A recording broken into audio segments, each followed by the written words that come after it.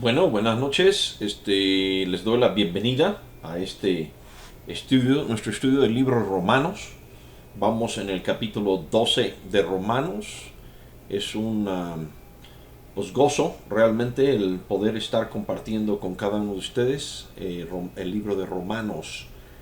Este, Dios me ha dado la oportunidad varias veces de compartir este libro y creo que las personas que lo han estudiado realmente cambia su vida y ese es el deseo al continuar en esta noche. Quiero orar y luego, como es costumbre, pues dar lectura a todo el capítulo 12, aunque pues ya hemos avanzado algunos versículos, pero vamos a orar primero. Dios, te doy muchas gracias por las bendiciones que tú nos das, Señor. Te doy gracias, Señor, porque nuestra vida, Señor, es una vida sin ti. La vida de todo ser humano es como la flor del campo que hoy es y mañana es recogido al horno y quemado, Señor, y deja de ser. El hombre sin ti, Señor, es un hombre debiendo ser inmortal, de vida eterna, un hombre que se ha convertido en mortal y perecedor, Señor, por su pecado.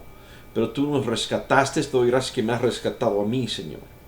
Y a la luz de tu palabra, Señor, venimos y entendemos todo lo que has hecho. Lo hemos visto en los primeros capítulos de Romanos.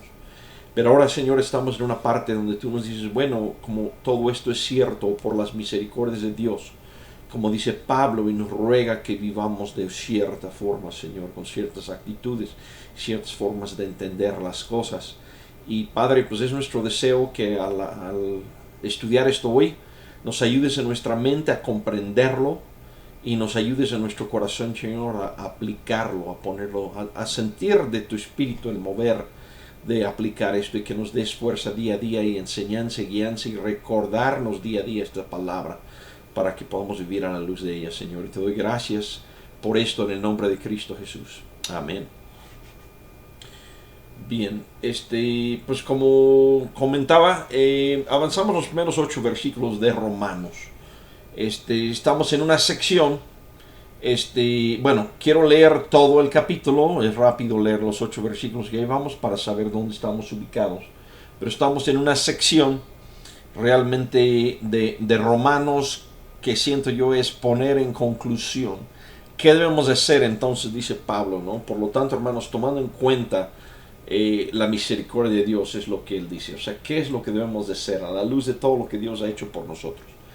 ¿Qué debemos de hacer? Y en esta sección que estamos, pues yo creo que también se divide en dos partes.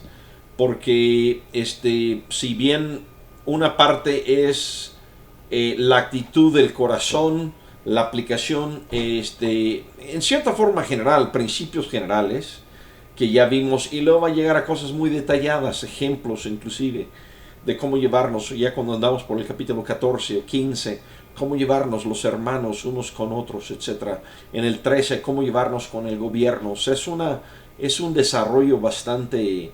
Digo, no voy a decir que cada caso podemos ver ahí, para eso yo creo que también tenemos pues, las demás epístolas, ¿no? Pero sí es un ejemplo de cómo, o sea, ir aplicando, y sí cubre bastante, llega a cosas bastante específicos, cubriendo cómo debemos vivir como cristianos, ¿no? Pero como dije, voy a dar lectura que dice de esta forma: por lo tanto, hermanos, tomando en cuenta la misericordia de Dios, les ruego que cada uno de ustedes en adoración espiritual ofrezca su cuerpo como sacrificio vivo, santo y agradable a Dios. No se amolden al mundo actual, sino sean transformados mediante la renovación de su mente. Así podrán comprender cuál es la voluntad de Dios buena, agradable y perfecta.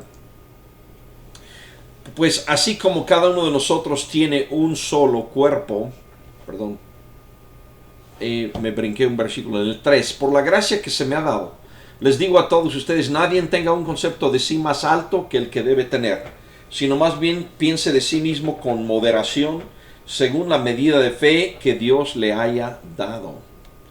Pues así como cada uno de nosotros tiene un solo cuerpo, con muchos miembros, y no todos estos miembros desempeñan la misma función, también nosotros siendo muchos formamos un solo cuerpo en Cristo y cada miembro está unido a todos los demás. Tenemos dones diferentes según la gracia que se nos ha dado. Si el don de alguien es el de profecía, que lo use en proporción con su fe. Si es el de prestar un servicio, que lo preste. Si es el de enseñar, que enseñe. Si es el de animar a otros, que los anime. Si es el de socorrer a los necesitados, que dé con generosidad. Si es el de dirigir, que dirija con esmero. Si es el de mostrar compasión, que lo haga con alegría. El amor debe ser sincero. Aborrezcan el mal, aférrense al bien. Ámense los unos a los otros con amor fraternal, respetándose y honrándose mutuamente. Nunca dejen de ser diligentes, antes bien sirvan al Señor con el fervor que da el Espíritu. Alégrense en la esperanza, muestren paciencia en el sufrimiento, perseveren en la oración, ayuden a los hermanos necesitados, practiquen la hospitalidad, bendigan a quienes los persigan, bendigan y no maldigan. Alégrense con los que están alegres, lloren con los que lloran. Vivan en armonía los unos con los otros. No sean arrogantes, sino háganse solidarios con los humildes. No se crean los únicos que saben. No paguen a nadie mal por mal. Procuren hacer lo bueno delante de todos. Si es posible, y en cuanto dependa de ustedes, vivan en paz con todos. No tomen venganza, hermanos míos, sino dejen el castigo en las manos de Dios. Porque está escrito, mía es la venganza, yo pagaré, dice el Señor. Antes bien, si tu enemigo tiene hambre, dale de comer. Si tiene sed, dale de beber. Actuando así, harás que se avergüence de su conducta. No te dejes vencer por el mal, por el contrario, venza el mal con el bien. Y hermanos, yo quisiera repasar, hicimos lectura, quiero hacer un breve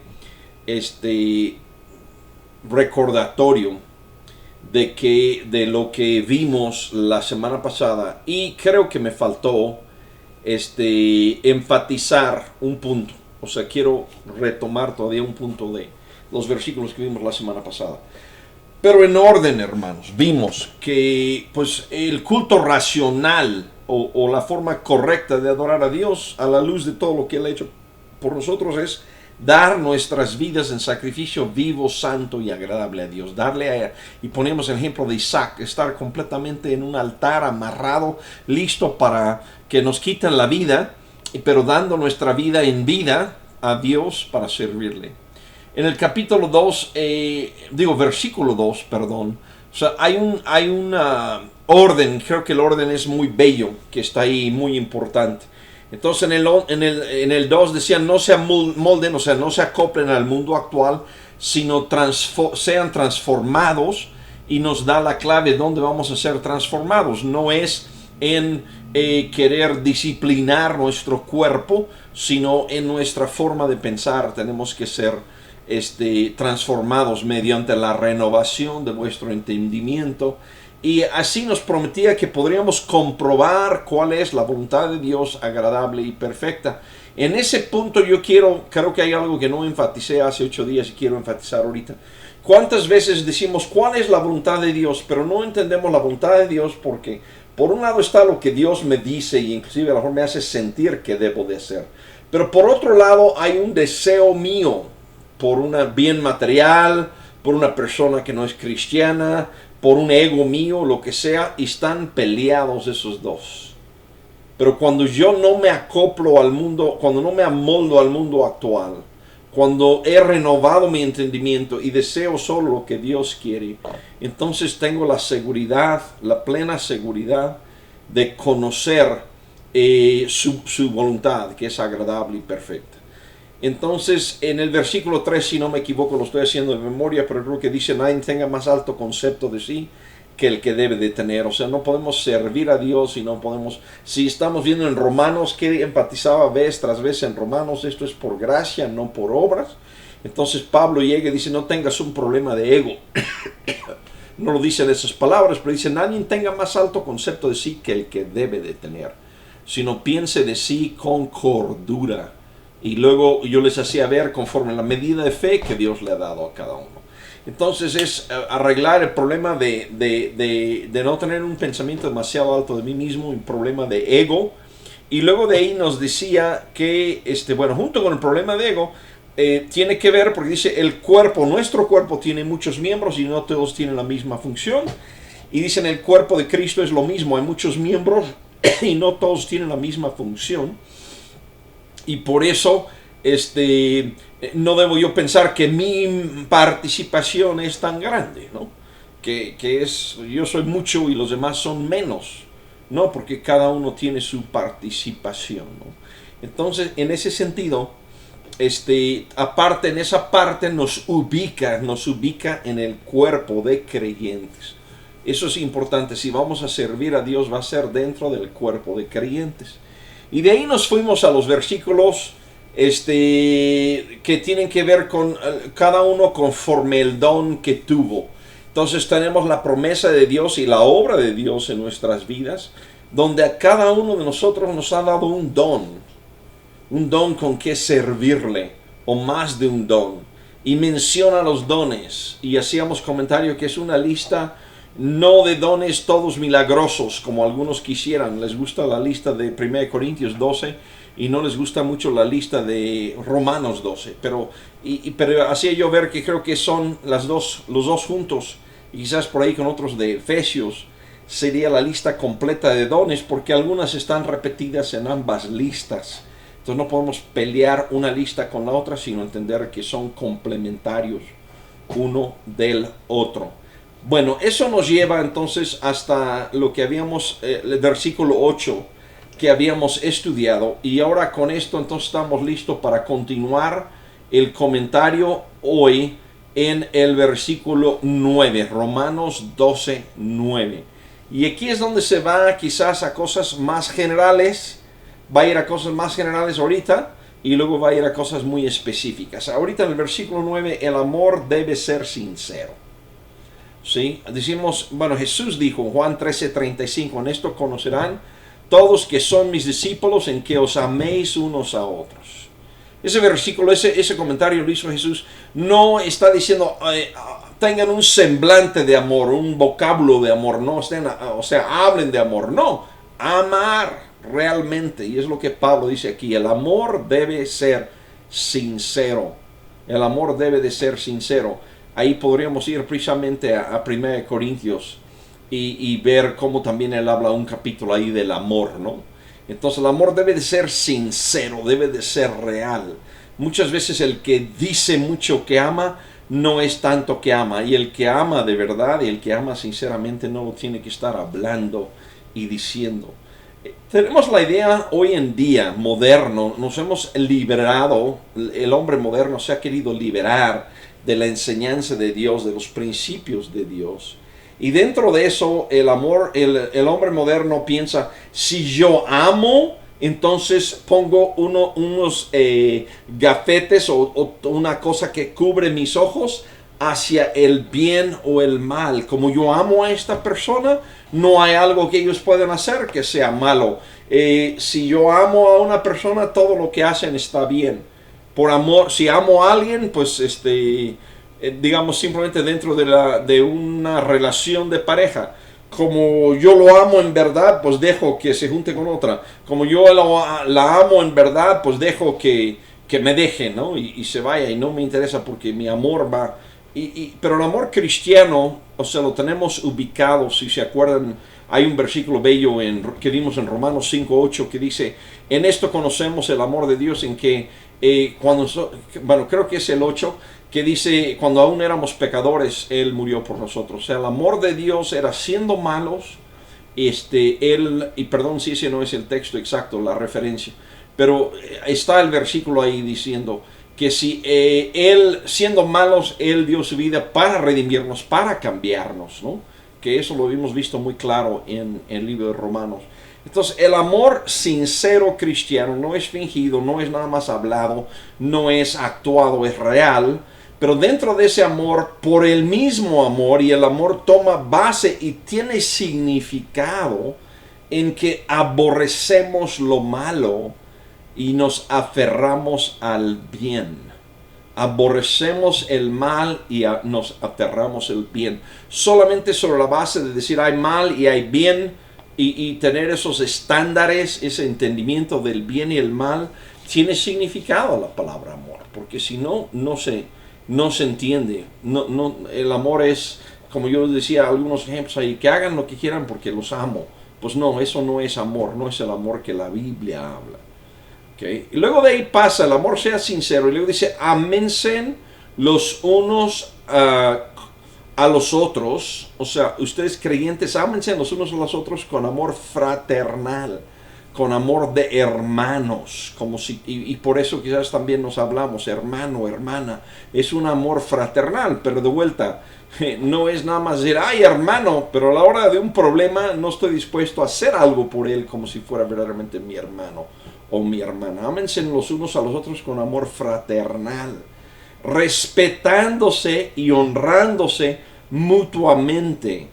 Entonces el amor es respetar uno al otro, pero es también honrar uno al otro. Aquí podemos decir que viene en parte el remate del versículo que habíamos visto al principio, que dice, nadie tenga más alto concepto de sí que el que debe tener, porque aquí yo necesito honrar a los que están alrededor.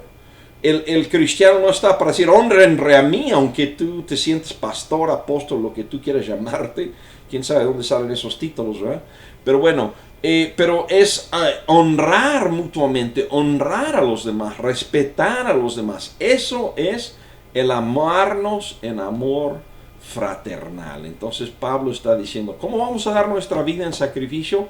Pues va a ser un sacrificio quizás, pero vamos a amar con un amor sincero. Vamos a amar con un amor que aborrece lo malo y se aferra al bien. Vamos a amarnos unos a los otros con amor, respetándonos y honrándonos.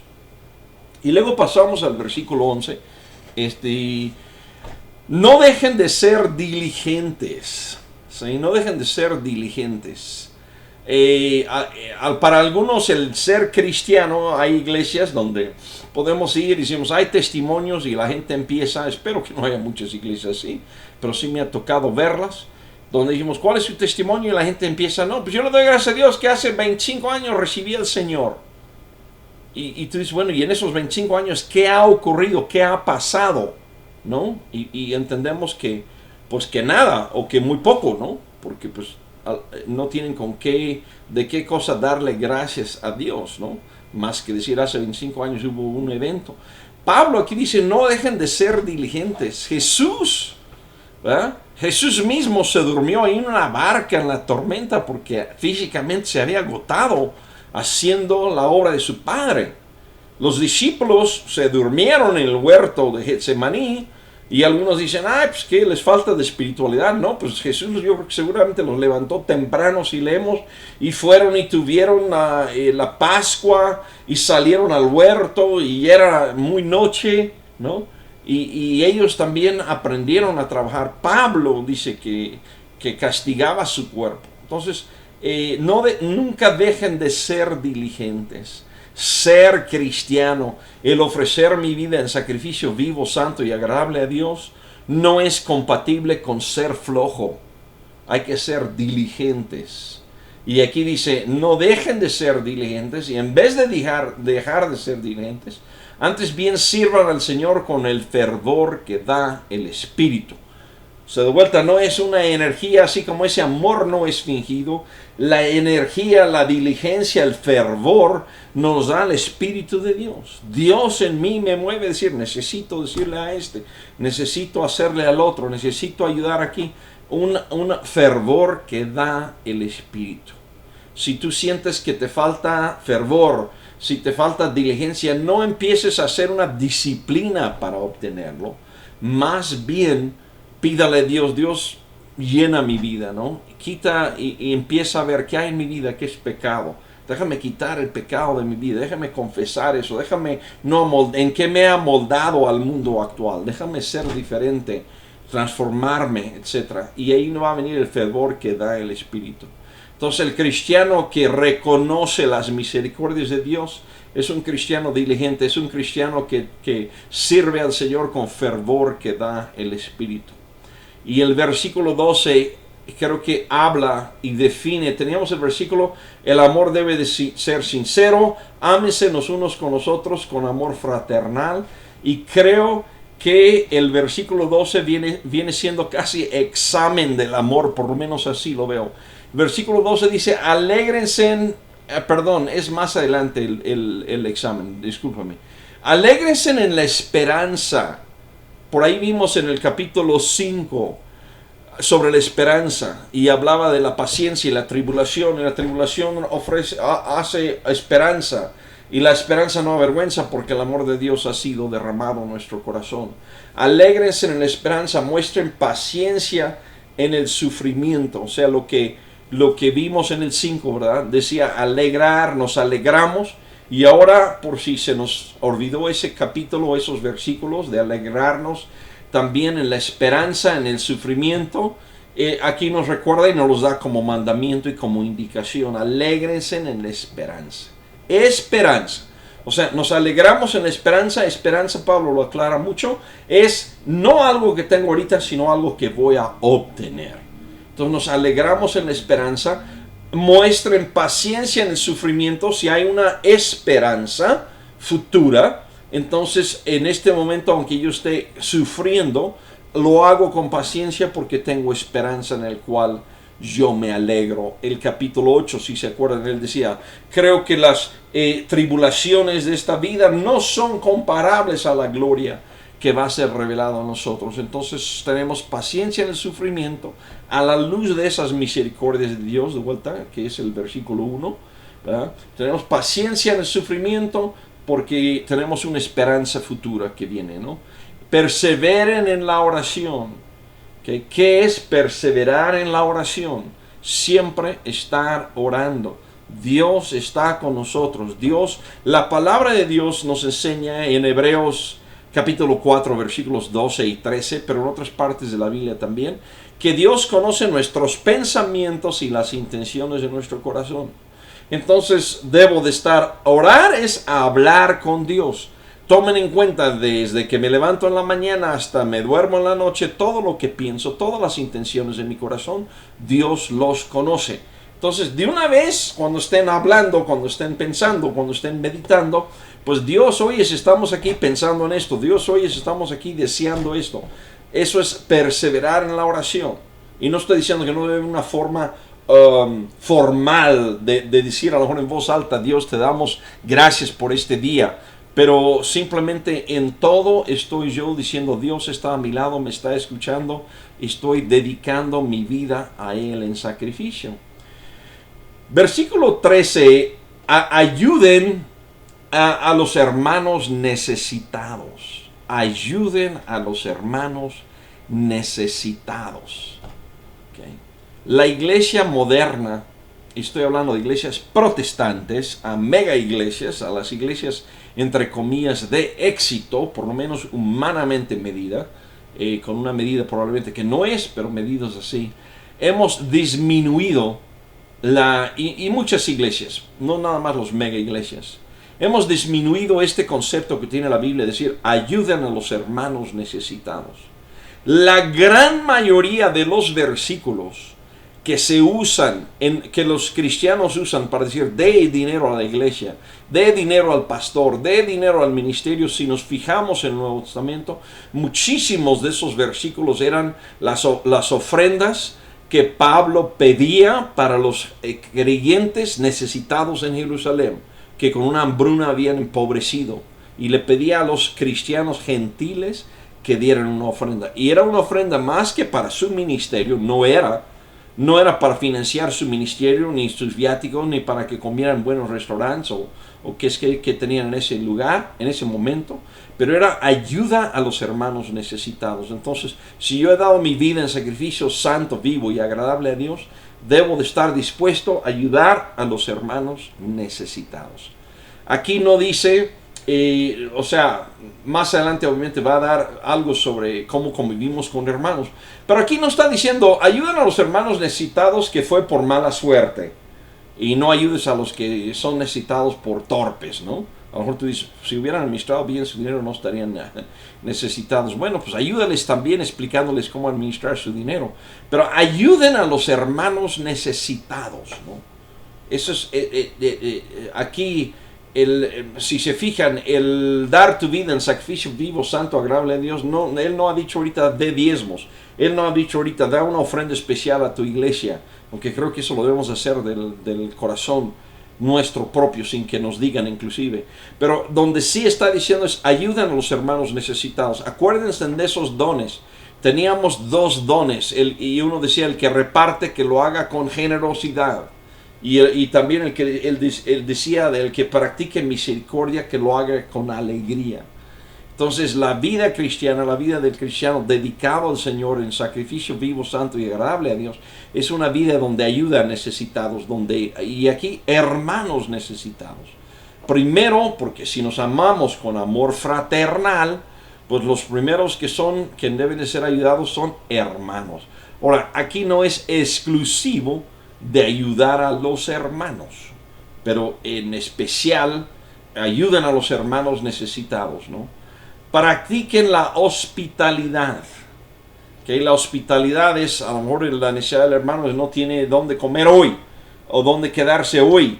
Pues quédate aquí hoy, come conmigo hoy. La hospitalidad, ahí había muchos también, creo yo, que iban predicando, ministrando, y entonces decían, quedan en nuestra casa, ¿no? En 1 Juan capítulo 1, la primera epístola de Juan capítulo 1, él dice, hablando, si andamos en luz como Él está en luz, tenemos comunión unos con otros. Y esa comunión es suficiente para decir, practica la hospitalidad. ¡Qué alegría tener hermanos y hermanas! Decir, quédate en la noche en nuestra casa. Vamos a comer juntos, vamos a cenar juntos, vamos a estar alrededor de la mesa, vamos a compartir lo que Dios ha hecho en nuestras vidas. Practiquen la hospitalidad. Y luego bendigan a quienes los persigan. ¿Sí? Si en el 13 decía ayuda a los hermanos necesitados, aquí bendigan a los que los persiguen. ¿Qué es bendecir? Pues va a ser bendecir de palabra, va a ser bendecir en decir, Señor, te pido por esta persona, una bendición espiritual. Pero también si tienen una necesidad, les voy a bendecir, decir, aquí está el pan, hermano, aquí está la llanta de tu coche, aquí está lo que tú necesitas. Es también una bendición a los que nos persiguen. Bendigan y no maldigan. El amor aquí ya no es amor de hermano a los hermanos, sino aquí está hablando cómo debo tratar yo a los que me persiguen, cómo tratar yo a los que me maldicen o maldicen a los del camino. Y me había adelantado antes, pero la prueba del amor, porque decía el amor sea sin fin, debe ser sincero, en el versículo 9. Aborrezcan el mal, aférrense al bien. El examen, si tú quieres decir lista de chequeo, ¿cómo sé que estoy amando? Versículo 15. Versículo 15 dice, alégrense con los que están alegres. Eso es amor. Alégrense con los que están alegres. Lloren con los que lloran. Eso es estar amando. ¿Sí? Si nosotros, en vez, alguien tiene una gran alegría, y nosotros en vez de compartir esa alegría, sentimos celos, entonces no los amamos. ¿Sí? Si alguien está llorando por algún problema, algún contratiempo o alguna cosa mal que les ha venido, y nosotros en vez de llorar con ellos nos alegramos, no los estamos amando. Entonces, el verdadero amor es alegrarme con los que están alegres y es llorar con los que lloran. En verdad, sentir lo que ellos sienten. Darle gracias a Dios. Si mi hermano, Dios le permitió tener un auto nuevo, gracias a Dios. Qué bueno que mi hermano fraternal, a quien no amo, tiene un auto nuevo. Si, o sea, el ejemplo que pongo quizás un poco tosco, pero el ejemplo que pongo es un amigo, un hermano en la fe, gana un viaje a Europa, ¿no? Y entonces yo digo, ¿por qué se lo ganó él? Él no lo merece, yo lo merezco, ¿no? En vez de alegrarme, pues realmente me molesta que él haya tenido esa alegría, ¿no? Y luego sé al otro día que el hermano llegó tarde al aeropuerto y se le fue el avión a su viaje a Europa y me da alegría. Sí, sí, es un ejemplo un poco feo, ¿no? Pero al revés, entonces el versículo dice, no, alégrense con los que están alegres, lloren con los que lloran, ¿sí? Hablaba ahí en los dones de la compasión, sentir lo que siente otro. Y eso es el verdadero amor cristiano. Versículo 16. Vivan en armonía los unos con los otros. Y eso lo va a desglosar en detalle en los versículos 14 y 15. Inclusive sobre algunos temas de, que podríamos decir, desacuerdo doctrinal. Y va a desglosar ahí, pero dice, ¿sabes qué es importante? Vivir en armonía los unos con los otros. Yo tuve un hermano, no quiero dar muchos detalles con él, pero era un hermano misionero que era un poco difícil llevarse con él. Él siempre quería tener la razón. Entonces, pero yo me hice el propósito de decir, voy a ser su amigo. Y si él quiere tener la razón, puede tener la razón. A mí no me interesa al final del día quién ganó el partido, ¿no? O cuál fue tal o cual detalle histórico, o lo que él quisiera tener la razón. Me interesaba tener esa amistad con él, ¿sí? Y era una cosa un poco delicada. Mis comentarios hacia él eran delicados, pero siento y estoy seguro que él sentía, Esteban es un amigo mío. Vivía yo en armonía con él, con ellos. Seguramente donde otros se hubieran molestado y a lo mejor ya no eran amigos de él. Pero, y es un ejemplo, ¿no? Pero vivan en armonía los unos con los otros. En la iglesia, vivamos en armonía.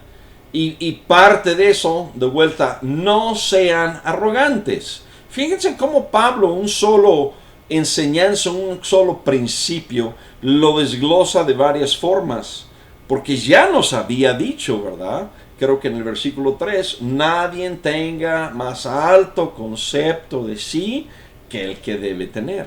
Pero por si no quedó claro, aquí dice, no sean arrogantes.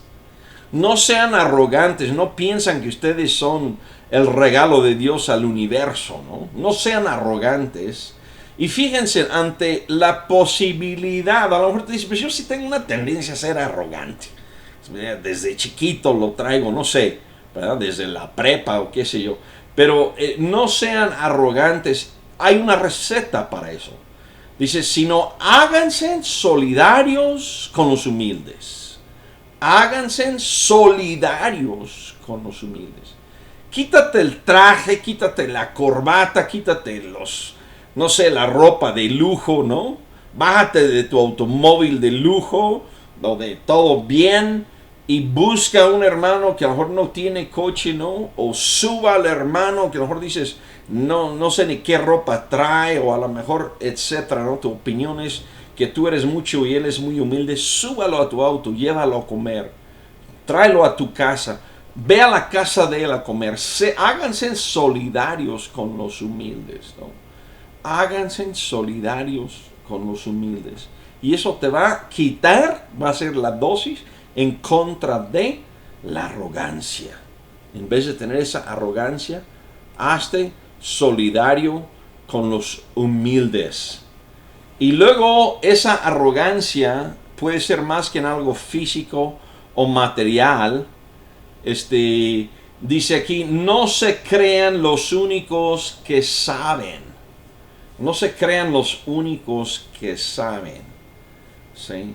O sea, esa arrogancia puede decir, es que yo sí sé y ellos no saben. ¿Sí? pues si tú sabes tanto, pues entonces aplícalo en vivir en armonía, aplícalo en no ser arrogante, ¿no? En hacerte solidarios, ¿no? Y también, pues a lo mejor no has sido solidario con humilde y no entiendes su punto de vista, ¿no? ¿Ok? Pero no se crean los únicos que saben. Y ahí simplemente un buen ejercicio. Y hermanos, pues yo entiendo que esto es así, pero ustedes díganme, ustedes qué ven, qué es lo que entienden de esto, ¿no? ¿Sí? Y buscar la razón de otros, ¿no? Apreciar el sentimiento de otros, las razones, lo que Dios le ha enseñado a otra persona, ¿no? Y sí, aquí Santiago, el hermano Néstor, nos comenta que no hacer acepción de personas, ¿sí? Habíamos visto que Pablo por ahí en la salvación decía, porque no hay Dios no hace acepción de personas porque todos pecaron. Entonces puede ser muy arrogante, puede decir yo sé mucho, pero sabes que yo soy un pecador, que solo por la misericordia de Dios, Dios me perdonó y me ha aceptado en su familia, ¿no? Y si hay humildes, soy yo ante la presencia de Dios. Dios que soy delante de Dios. Entonces, pasando al versículo 17, y de vuelta aquí ya está llegando a cómo me llevo con las demás personas, ¿no? Este servicio, sacrificio vivo, santo, agradable a Dios. ¿Cómo es ahora, cómo se aplica en mi convivir con los demás? Pues no paguen a nadie mal por mal. Alguien me hizo un mal, pues yo le voy a hacer otro mal, ¿no? Alguien me hizo un mal, le hago otro mal. Sino en vez de eso, procuren hacer lo bueno delante de todos. Si alguien me hace un mal, nosotros más adelante lo va a explicar, pero déjalo en manos de Dios. Déjalo en manos de Dios. No paguen a nadie mal por mal. Que eso cualquiera lo hace. Procuren hacer lo bueno delante de todos. Me gusta mucho la palabra aquí procuren y puede variar en una traducción a otro. Pero creo que la idea es la misma. Procuren, o sea, trata. Pablo aquí no está diciendo, pues sé que son perfectos y no les va a fallar en nada. No. Él reconoce, ¿verdad? Él reconoce que estamos teniendo una lucha, que Dios está transformando nuestra vida, que todavía no llegamos a esa perfección, ¿no? Entonces procuren, busquen hacer lo bueno delante de todos, ¿no? ¿Sí? Nosotros no llegamos a Cristo en base a tener unas obras perfectas, ¿no? Si fuera eso, nadie llega. Pero quiero decirles también, yo creo que no hay un cristiano, sobre todo si nos remitimos al capítulo 2 de Romanos, donde decía, por lo cual eres inexcusable, oh hombre, tú quien quiera que seas, en lo que juzgas a otro y haces lo mismo. Si en verdad echamos luz a nuestra vida, analizamos lo que estamos viviendo, vamos a ver que también a veces no hacemos lo bueno que debiéramos. Por eso todavía necesitamos el perdón de Cristo. Por eso Cristo le dijo a Pedro, ¿sabes qué? Necesito lavarte los pies. Ya estás bañado, pero los pies, porque de repente procuras, pero a lo mejor no haces lo bueno delante de todos. Entonces, versículo 18, en el mismo tenor, o sea, le veo un tenor muy realista. No es un tenor no es un tenor de decir, pues no podemos, así que déjalo, no importa. No, procuren hacer lo bueno delante de todos. Y luego en el 18, si es posible, primera condicionante, si es posible, a lo mejor no es posible, pero si es posible. Y luego, y en cuanto dependa de ustedes, a lo mejor uno, no es posible. A lo mejor dos, no depende de mí. ¿Okay? Hay dos excepciones ahí. Vivan en paz con todos. ¿Sí? Va a haber gente que a lo mejor yo quiero vivir en paz con ellos y no depende de mí. Ellos no quieren vivir en paz conmigo. ¿Okay? ¿Qué hacemos? No quieren. No depende de mí. En otros, si es posible, ¿sí? Hay límites. Yo creo que un padre de familia no puede dejar que violen a las mujeres de la familia. Padre de familia no puede dejar que le roben, ¿verdad? Lo que él trabajó para sostener la casa, ¿no? Entonces hay momentos donde pues se requiere, y más adelante va a decir de esto, va a darnos casos, ¿no? Pero no siempre es posible. A veces hay que decir, ¿sabes qué? Pues no sé, en términos mexicanos, a lo mejor levanto mi machete porque pues aquí ya no es posible, no vamos a poder vivir de tal o cual forma. Estoy dándole quizás demasiado énfasis, pero al decir a veces no es posible. ¿Cuáles son esas condiciones? Pero luego el versículo 19, que solamente lo vamos a entender hasta llegar al capítulo 13 en completo. Pero en el versículo 19, no tomen venganza. O sea, el 17 decía, no paguen a nadie mal por mal. La ley, ¿qué decía? La ley decía ojo por ojo, diente por diente, ¿no? Y bueno, también decía vida, por cierto. Okay. Pero aquí dice, no paguen a nadie mal por mal. Y luego aquí, no tomen venganza. Ya si la ley limitaba, porque debemos de entender así la ley limitaba, no, si alguien te quita un ojo, pues no vayas a su pueblo y le quites los dos ojos a todo el pueblo, ¿no?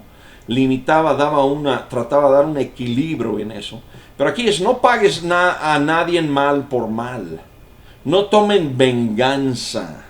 No tomen venganza, hermanos míos, sino dejen el castigo en las manos de Dios.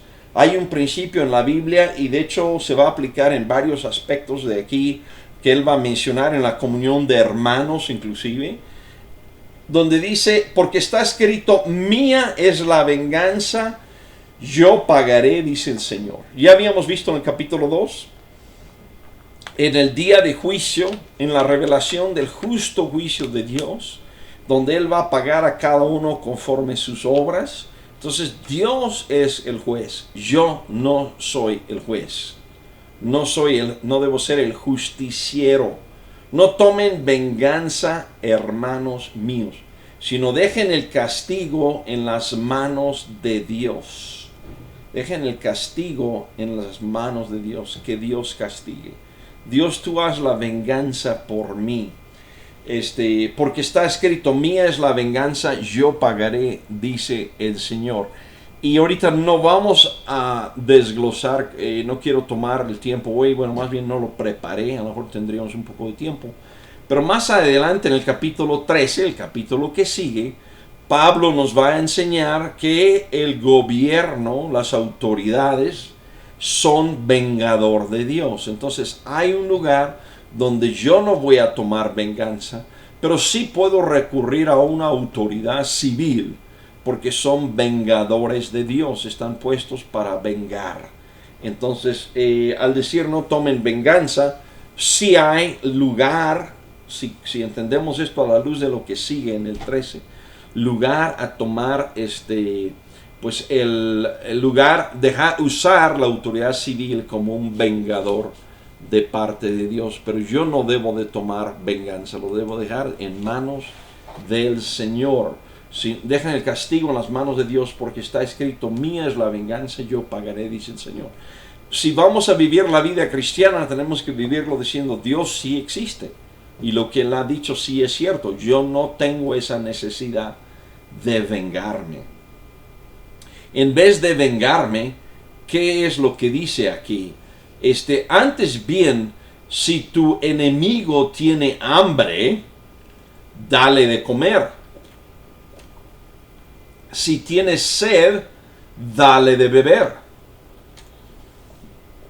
Actuando así, harás que se avergüence de su conducta. Entonces, en vez de vengarme, y lo habíamos visto en los versículos anteriores, que en vez de vengarme, ¿qué habíamos visto? En el versículo 14 me retrocedí para eso. Bendigan a quienes los persigan, bendigan y no maldigan. Ahora, la palabra persigan puede entenderse como que me están haciendo algo por mi fe, perseguirme. Pero luego en el 19, no tomen venganza, y en el verso 20, antes bien, si tu enemigo. ¿Por qué es mi enemigo? Pues porque, de vuelta, en lo que dependía de mí, y he procurado y he buscado estar en paz, pero él quiere ser mi enemigo. Bueno, no sé. puede haber muchas explicaciones, unos ajenos a mí. Pero si tu enemigo tiene hambre, ¿sí? Cuando él tiene hambre, dale de comer. ¿Okay? Si tiene sed, dale de beber. ¿Okay? Y por ahí en la versión 60 creo que habla de que le vas a poner ascuas en la cabeza. Pero creo que la idea traducido está bien aquí en este versículo. Dice, actuando así harás que se avergüence de su conducta. Si le da una pena, donde siente calor en la cara por la sangre, la pena que siente. Y eso no garantiza, no está diciendo así, ya de ahí en adelante van a ser los mejores amigos del mundo. Esperamos que eso los lleve a conocer, a aceptar que el Cristo que profesamos es real, ¿no? Pero bueno, si tu enemigo tiene hambre, dale de comer. Si tiene sed, dale de beber. Actuando así harás que se avergüence de su conducta. Y esto no es irnos con la idea de la versión 60. Pues le voy a quemar el pelo, ¿no? Poniéndole ascuas. No es, ¿cómo te puedo decir de vuelta? No es tener un concepto más alto de mí, sentir que yo sé más. O sea, esto no es una forma indirecta de pelear o una forma indirecta de decir, ya ves, gané yo, tuve yo la razón. Sino verdaderamente mostrar el amor cristiano, hacerlo humildemente, hacerlo, Dios me dijo que hiciera yo esto. Si no fuera por Dios, yo no estaría haciendo esto. Pero como Dios ha cambiado mi vida, veo que mi enemigo tiene hambre, le voy a dar de comer. Veo que mi enemigo tiene sed, le voy a dar agua. Y bueno, eso le va a penar, pero yo no voy a tomar ventaja de esa pena. No voy a enorgullecerme, no voy a jactarme de esa acción buena que yo hice. Resumen, no te dejes vencer por el mal. Qué interesante, qué bueno lo que Pablo está diciendo aquí. O sea, de vuelta yo hago hincapié en el realismo de Pablo. En cuanto dependa de ti, en lo que puedas, ¿no? Si es posible.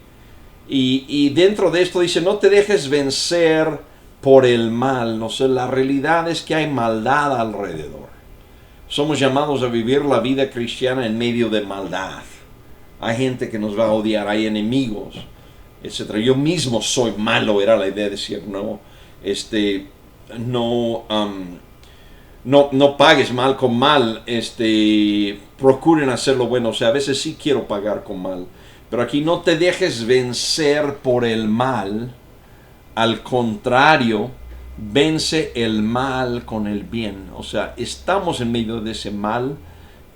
Tenemos una tendencia al mal, por eso nos está diciendo no te vengues, etcétera. No hagas justicia por tu mano.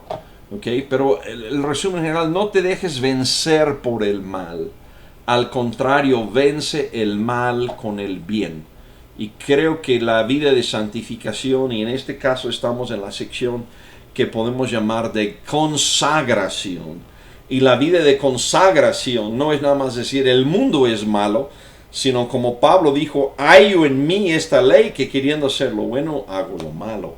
Entonces al decir aquí no te dejes vencer por el mal, decir Dios cambia mi vida, perdóname, no me dejes llevarme por eso que está todavía ahí una espina en mi cuerpo, ¿no? Una carnalidad, una tendencia al pecado. No me dejes ser vencido por eso, sino Señor, con tu espíritu quiero vencer ese mal, quiero actuar en la forma que a ti te agrada. Y esa es la exhortación. Y de vuelta vamos a ir al 13, en cierta forma podremos ver la semana que entra, bueno, más bien la semana que entra, hermanos, no voy a poder dar el estudio, voy a estar fuera. Con la ayuda de Dios estaré por ahí en Ciudad Juárez ese día comiendo comida mexicana con mi esposa, viendo unos amigos ahí.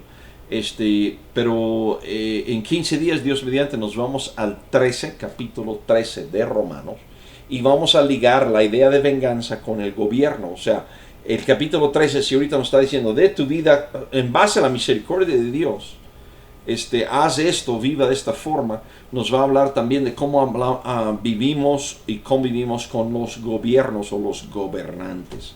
Entonces, pues gracias a Dios por este estudio. Señor, te damos gracias por tu palabra. Ayúdanos, Señor, a pues este capítulo que suena muy bonito y muy noble, pero Padre, pues necesitamos de que tú en verdad, como dice aquí, en tu espíritu nos llenes de amor, nos llenes de fervor para servirte, para pues estar buscando la esperanza y teniendo paciencia en la tribulación y no pagando mal con mal, amando de verdad todo lo que está en este capítulo, Señor. Ayúdanos a no ser vencidos por el mal, sino vencer con el bien el mal. Y eso, Señor, para eso necesitamos tu ayuda. Necesitamos, como decía también aquí el pasaje, estar constantes en la oración. Entonces te pedimos tu presencia, tu estar al lado de nosotros día a día. Y gracias por esta tu palabra, Señor. Amén.